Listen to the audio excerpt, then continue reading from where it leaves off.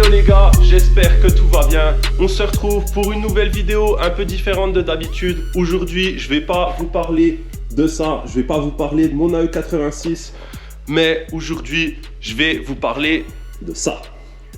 Ça, c'est une Toyota Cressida de 1978, plus communément appelée Toyota Mark II. Mais en Europe, en France en tout cas, c'était Toyota Cressida. Je suis un peu malade, c'est pour ça que je dois avoir une voix un peu bizarre. Ça se peut même que je tousse et que je renifle pendant la vidéo. Je m'en excuse, mais quelque part, on s'en fout. Donc pourquoi je vais pas bricoler ce truc-là aujourd'hui et pourquoi en fait je veux toucher un peu à ma Cressida? Parce que j'aimerais me refaire un nouveau daily. Jusqu'à il y a quelques jours, en daily, j'avais en fait mon Brecos que tu vois là-bas là.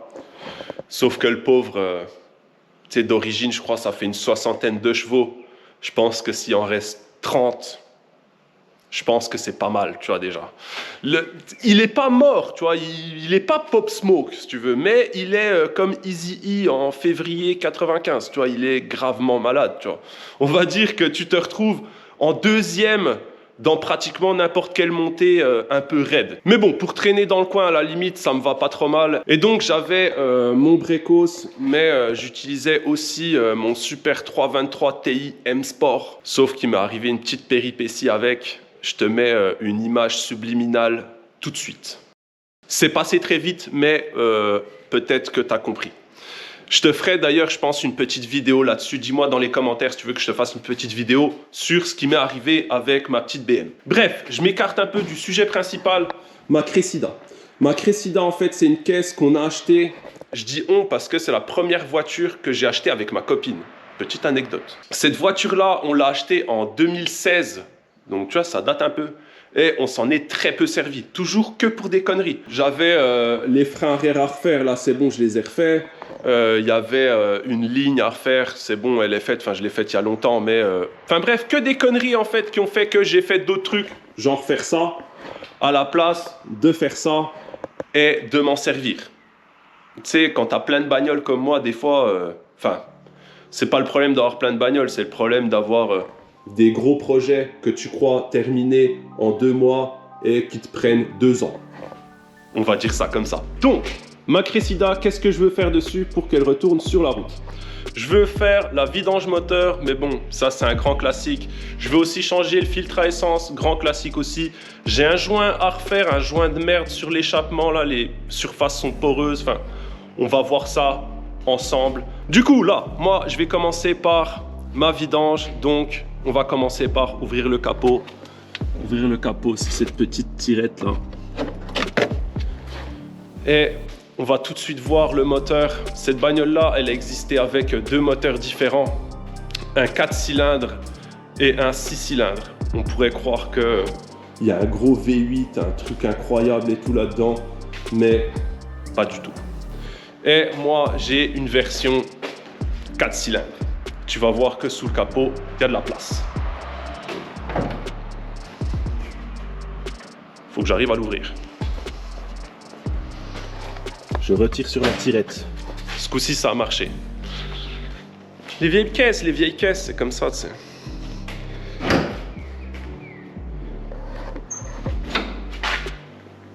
Boum. Il y a un peu de place. Là, en fait, je vais commencer direct. Je vais faire ma vidange. Donc là-dessus, c'est facile. Le filtre à huile, il est là. Le bouchon, il est en dessous, comme sur n'importe quelle bagnole. Et puis, de toute façon, mettre de l'huile dans un moteur, tu vois bien que le bouchon, il est là. Là-dessus, c'est pas bien compliqué. Je vais changer mon petit filtre à essence. Il est juste là. C'est le petit machin qui est là. Hyper simple à faire aussi. Et après, on va regarder pour mon histoire de joint d'échappement. Allez, c'est parti.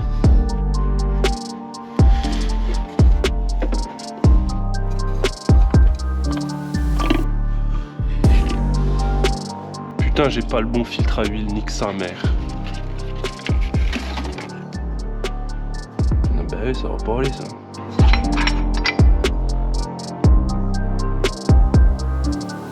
Ok les gars, j'ai changé mon petit filtre à essence qui est juste là. J'ai vidangé, j'ai pas pu changer mon filtre à huile parce que j'ai pas eu le bon, mais c'est pas bien grave, j'ai le bon demain. Là, j'ai démonté ma boîte à air cette grosse merde qui est là, histoire que je voie un peu plus ce que je fais. Et j'ai démonté mon fameux joint d'échappement qui fuit. Alors l'histoire elle est là-bas au fond. Je te mets de la lumière comme ça tu vois bien. Et en fait, ça là, il y a un joint là-dessus. Ça vient comme ça. Et le joint là, oh putain, il faut que j'éteigne ça parce que ça me casse la gueule. Voilà. Le joint là, il est là. Et je sais pas si on voit bien la caméra, enfin si on le voit quand même, tu vois les traces noires, et ben c'est là où ça fuit. Et le joint là, il est neuf. Ce truc là, il est neuf, mais en fait c'est les surfaces de l'échappement. Je te remets de la lumière. Les surfaces de l'échappement, en fait, d'un côté comme de l'autre, elles sont poreuses. Et du coup, eh ben, t'as beau mettre un joint neuf, ça fuit quand même. Donc, ce que j'ai fait en fait, c'est que j'ai acheté ce truc là. Ça, c'est la première fois que je vais en utiliser. J'aime pas trop ce genre de truc. J'en ai jamais mis. Je sais même pas si ça marche, mais supposément sur le papier, c'est censé marcher. Ça, je pense que tu connais. C'est un mastic, comme son nom l'indique, mastic de montage échappement. On peut pas faire plus simple. Donc, je vais appliquer ce truc-là. Je pense que je vais avoir vraiment l'impression de faire du boulot de merde en mettant ça, mais en vrai, il faudrait surfacer les surfaces d'appui du joint d'échappement au niveau du collecteur et de la ligne. Est-ce que j'ai envie de faire ça? Non. Donc, j'ai laissé tomber mon cube. Donc, je vais mettre ce truc-là et ben, j'espère que ça va fonctionner. Donc vas-y, tu sais quoi, c'est parti. J'ai déjà poncé mes deux petites surfaces là-bas. Je leur ai mis un petit coup de ponçage histoire d'éliminer toute la merde qui s'effrite, etc. Je vais dégraisser, mettre ce truc, remonter et ça, comme ça, normalement, ce sera fait. Allez, c'est parti.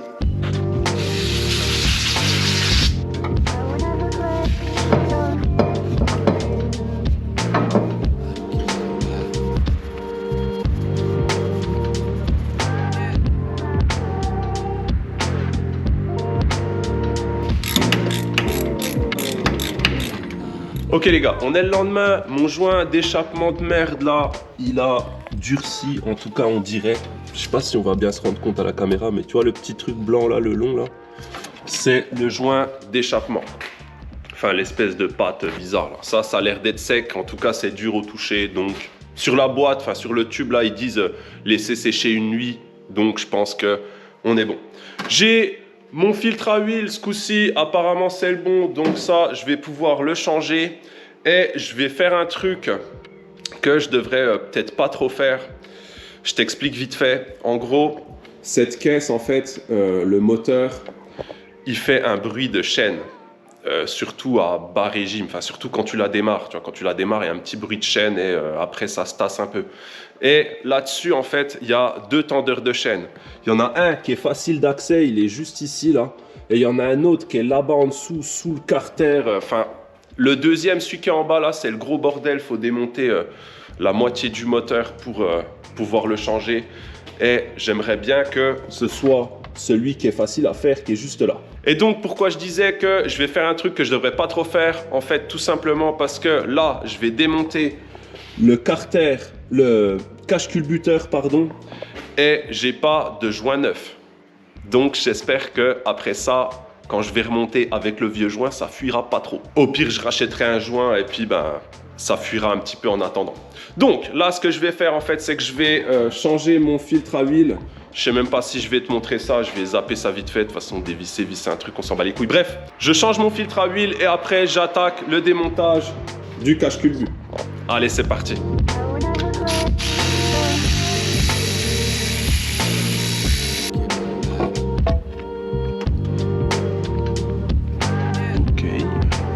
Bon, j'ai démonté mon truc, ça a été super vite, franchement, rien à voir avec cette bagnole où pour démonter un cache-culbu là-dessus, là, tu pars littéralement à l'aventure. Donc, pour en revenir à mon histoire de tendeur de chaîne, là, je te mets un peu de lumière et je vais essayer de te montrer un truc.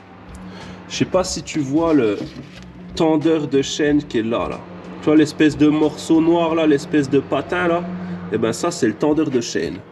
Et en fait, si je viens avec mon levier là-dedans,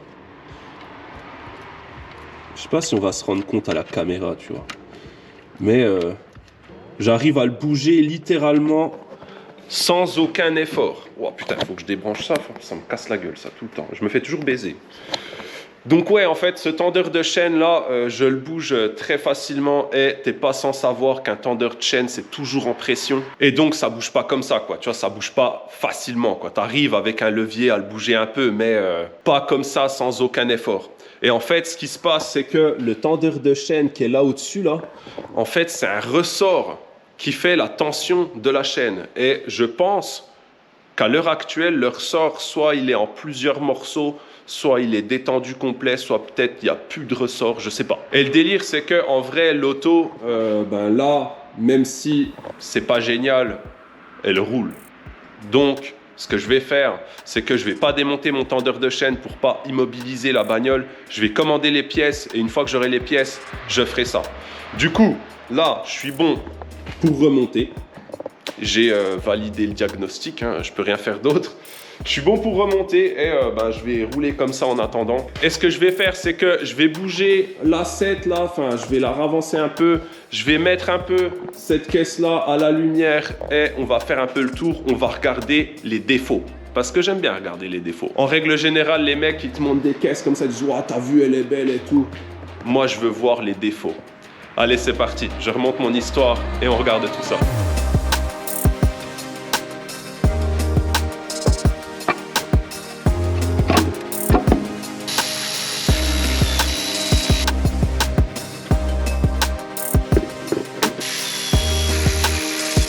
Bon, j'ai remonté tout mon bordel, j'ai même remis une batterie, même si mon support de batterie, il est clairement pas génial.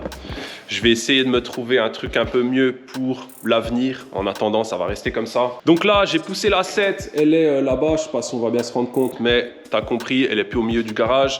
Et là, en fait, je voulais démarrer avec la caméra parce que normalement, au premier démarrage comme ça, on va entendre le bruit de chaîne. On va bien entendre la chaîne qui racle contre je sais pas quoi, tu vois. Donc, c'est parti.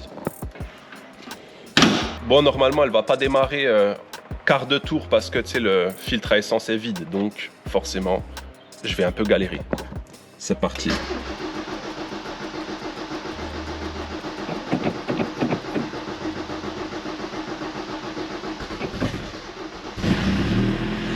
T'entends le crrr. Et là, maintenant, il n'y a plus ce bruit de chaîne là. T'as entendu l'espèce de bruit de merde là? Ben c'est ça le bruit de chaîne en fait. Là, ça le fait plus. Ouais, le contour il marche que quand il a envie. Hein. 1978, c'est comme ça. Tu vois. Bon, j'ai mis la caisse au milieu du garage et en vrai, je sais pas présenter une voiture, tu vois. Donc, je sais pas comment faire, tu vois. Donc, tu sais quoi? Je me suis dit, je suis à l'intérieur, je vais commencer par l'intérieur. Je vais te montrer les défauts de cette caisse, mais je vais aussi te montrer un peu les trucs qui me font kiffer, les petits détails, enfin ce qui me fait kiffer sur cette caisse, t'as compris. Là-dessus, le tableau de bord, tu vois, tout ce qui est jauge et tout, c'est classique, il n'y a rien de vraiment bizarre.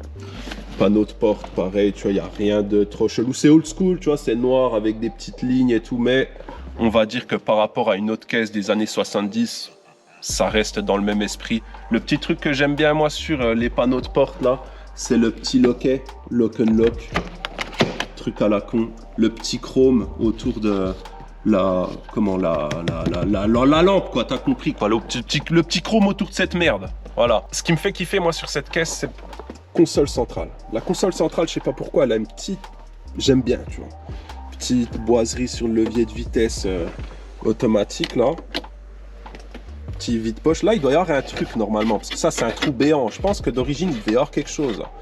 Le petit poste, à l'époque, je te dis tout de suite, il marche plus. Alors, je sais pas s'il est alimenté ou pas, mais en tout cas, il n'y a rien qui marche. J'ai le cendrier qui est cassé, là.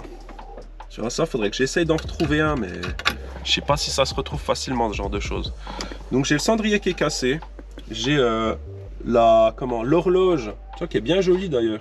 L'horloge qui ne fonctionne pas non plus. Là-dessus, autre truc sympa, c'est le petit bouton là en plein milieu du rien là pour le dégivrage de la lunette arrière.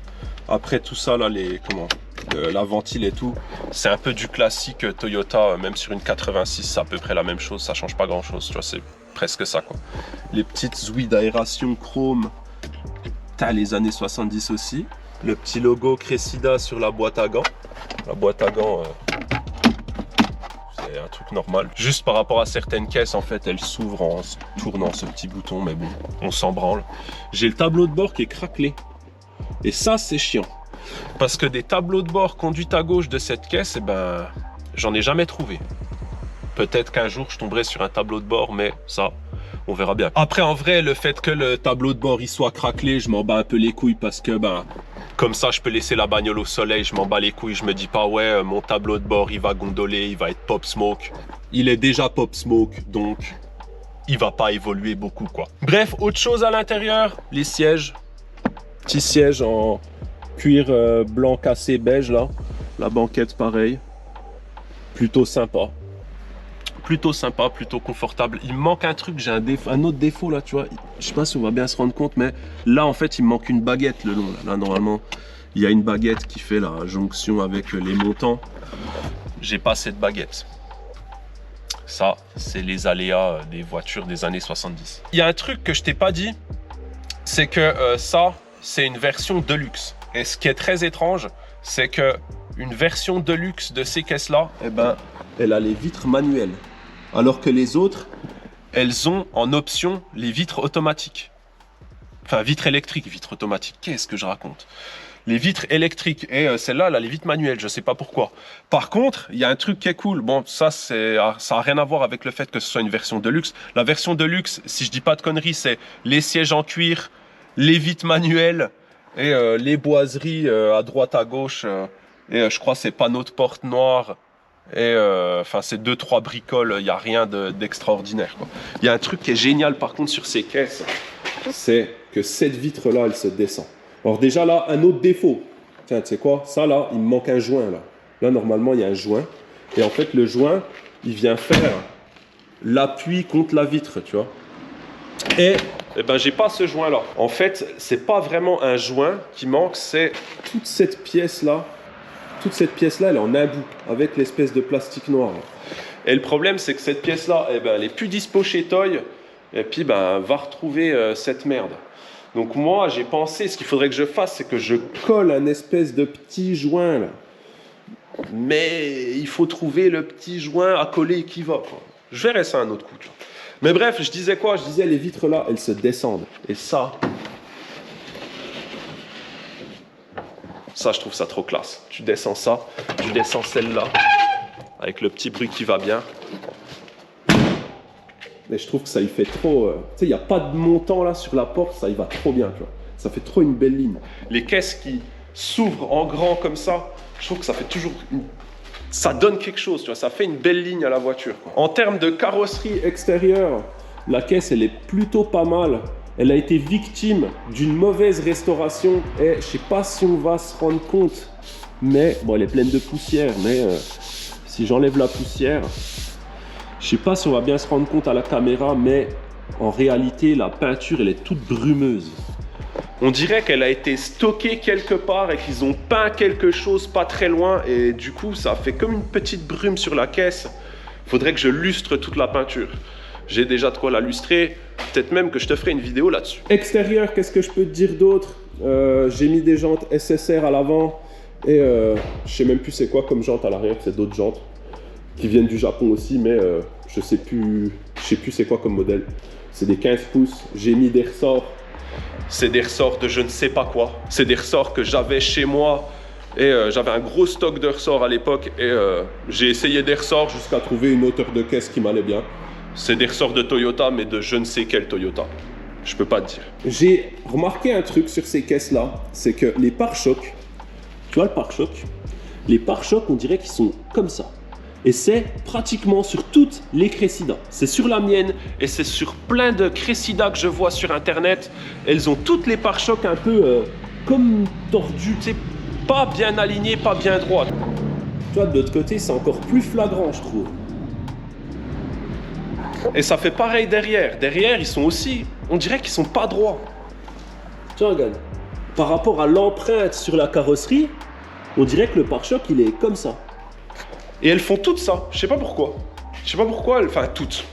En tout cas, j'en vois plein, tu sais, dans des états Je dis pas les Cressida état concours, mais tu vois, les caisses qui ont un peu de vécu, entre guillemets, elles ont toutes ça. Elles sont toutes, les pare-chocs, ils sont tous un peu de travers. Qu'est-ce qu'il y a d'autre sur cette caisse? Il y a des impacts sur la peinture. Tu vois, impact, rayures, rayures. Enfin, il y a 2-3 rayures tout autour, ça c'est pas... C'est un peu normal, la caisse elle a été stockée pendant des années, donc forcément elle a des rayures un peu partout. Tu vois, quand je te dis elle a été victime d'une mauvaise peinture, les mecs ils ont même peint la serrure de la trappe à essence quoi. Tu pouvais mettre un bout de scotch au moins là-dessus si tu voulais pas te faire chier à la démonter. C'est une agrafe pour démonter ça, ça te prend 4 secondes. Cette caisse-là, elle a une ligne inox et c'est la toute première ligne inox que j'ai fait de ma vie. Alors je sais pas si on va bien la voir à la caméra, mais c'est la première ligne inox que j'ai fait ever. Elle est pas si mal, enfin les soudures sont moins belles que celles que je fais aujourd'hui forcément, mais c'était il y a au moins... 5-6 ans, tu vois, en 5-6 ans, t'en apprends des choses, quoi. Compartiment moteur, dans le compartiment moteur, ben pareil, elle est victime d'une mauvaise restauration, cette caisse, même jusque dans le compartiment moteur. Déjà, t'as vu, enfin, je sais pas si t'as fait attention, mais la voiture, elle est verte d'origine, je pense qu'elle était grise. Et ben, l'intérieur de la baie moteur, il a été fait n'importe comment, parce que tu vois les sales traces de masquage partout, là. C'est quand même, faut quand même être un sacré, je vais pas dire le mot. Faut être un connard, je le dis quand même.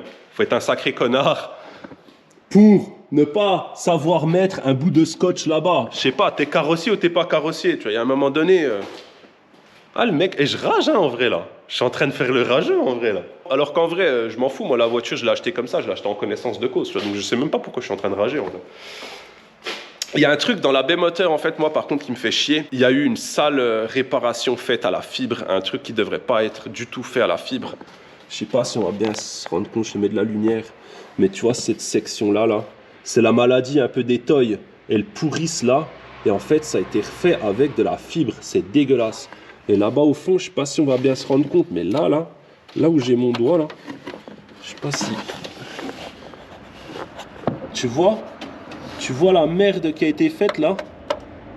Ben en fait là, ils ont soudé un bout de tôle par-dessus la rouille dans le passage de roue. Ils ont mis de l'antigravillon dans le passage de roue. Et voilà, c'est fait. Un boulot de merde. Alors ce truc-là, il n'est pas catastrophique parce que en réalité, tu grattes la fibre. La tôle, j'ai regardé, elle est juste pointée, elle n'est pas soudée complètement, donc elle est assez simple à enlever. Et tu refais le morceau et voilà. C'est un peu, entre guillemets, l'avantage que j'ai avec cette caisse-là, c'est que autant elle a été mal refaite, mais les mecs qui l'ont mal refait, ils ont tellement mal fait le boulot que ça va, ça peut être repris sans trop de problèmes. Il y a un petit détail dans la baie moteur qui me fait aussi kiffer, tu vois, c'est que pour une caisse de 78, ben, je sais pas si tu as fait attention, mais il n'y a pas de tirette là qui tient le capot là. C'est des ressorts qui maintiennent le capot ouvert. Ça, c'est une connerie, tu vois. Aujourd'hui, en 2024, on se dit, ouais, c'est bon, toutes les bagnoles, elles ont ça. Ouais, mais en 78, c'était la classe. C'était la classe. Petit défaut, là, tu vois, le passage de roue qui est mal fixé. Est-ce que j'en ai quelque chose à foutre? Pas vraiment. Sur cette caisse, il y a même le fameux petit froufrou, là, qui touche la route et qui est censé, soi-disant, faire que t'as pas de nausée pendant que tu roules. Je sais pas si je vais réussir à te le montrer, mais... Ouais, si, il est là, tu vois, là. Il y a ce petit froufrou qui sert à rien. Alors ça, c'est une grande légende urbaine. Il y en a qui m'ont dit que c'était pour pas avoir la nausée. Il y en a qui m'ont dit que c'était pour enlever l'électricité statique de la voiture. Pour quand tu la touches, tu te prennes pas un petit court-circuit. C'est juste une bande en caoutchouc qui est vissée sur le pont et qui touche par terre. Ça ne fait rien du tout. Ça peut rien faire de toute façon, c'est pas possible, tu vois. Donc c'est que des légendes, c'est que de la merde. Ça me fait trop marrer. Tu vois, ce genre d'histoire là, ça me fait rire. J'ai un petit peu de rouille par-ci par-là. Tu vois là, elle est un peu rouillée. Moi, c'est surtout de la terre là, ce que j'enlève, mais elle est un peu rouillée là en dessous. Pas beaucoup, ça va, c'est pas... Pour une Toyota, franchement, ça va. Les bas de caisse, ils sont un peu mangés. Ils ont été mastiqués en fait. C'est du mastic par-dessus la rouille, je pense. Donc pour le moment c'est pas ressorti, mais je pense qu'un jour ça ressortira. Derrière là j'ai un sacré poc de peinture. Là aussi. Là, j'ai la peinture, t'as vu ça, ils ont dû mettre du mastic là, et tu vois le mastic, et ben il est en train de se péter, et du coup, et ben ça fait de la merde. J'ai les chromes qui sont pas très beaux. Je sais pas si on va bien se rendre compte, mais les chromes, on se rend pas trop compte à la caméra, j'ai l'impression. Les chromes, ils font comme un peu piqué, tu vois. C'est pas vraiment piqué, mais ils sont pas très jolis, tu vois. Après ça se refait. Il y a des produits chez Restom et tout pour ramener le brillant des chromes comme ça. Le seul truc, les chromes que moi je me demande, tu sais quoi, si tu sais, mets-moi ça dans les commentaires. Comment est-ce que je peux avoir un plastique chromé? Parce que je sais pas si on va bien se rendre compte, mais le plastique, il est pas... Tu vois, là, ça va. C'est bien chrome.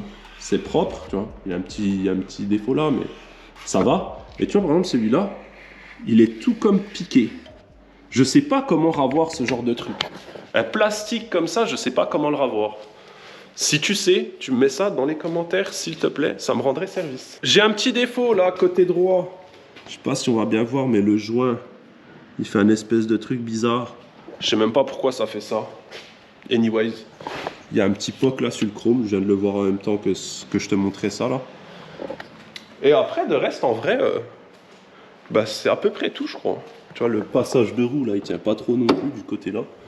Il tient, il va pas s'envoler, mais il suit pas bien le passage de l'aile. Enfin, t'as compris, c'est pas incroyable, quoi. Anyways, on arrive sur la fin de cette petite vidéo. C'est la première fois pour moi que je te présente une bagnole. C'est la première fois pour moi que je te fais une vidéo où, entre guillemets, il n'y a pas trop de contenu dans le sens où je bricole pas grand chose. Je t'ai plus montré ma bagnole que des trucs que j'ai fait, quoi, on va dire.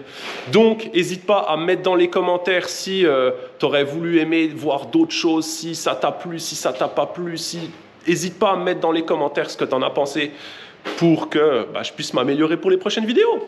Donc, en attendant, moi, j'ai plus qu'à dire de t'abonner si ça t'a plu, commenter, liker, partager, etc. C'est le truc du youtubeur classique, mais tu connais l'algorithme, etc. Et puis, ça donne de la force, c'est important, surtout pour les petites chaînes comme la mienne. J'ai plus qu'à dire à la prochaine, mon gars. Pop Smoke.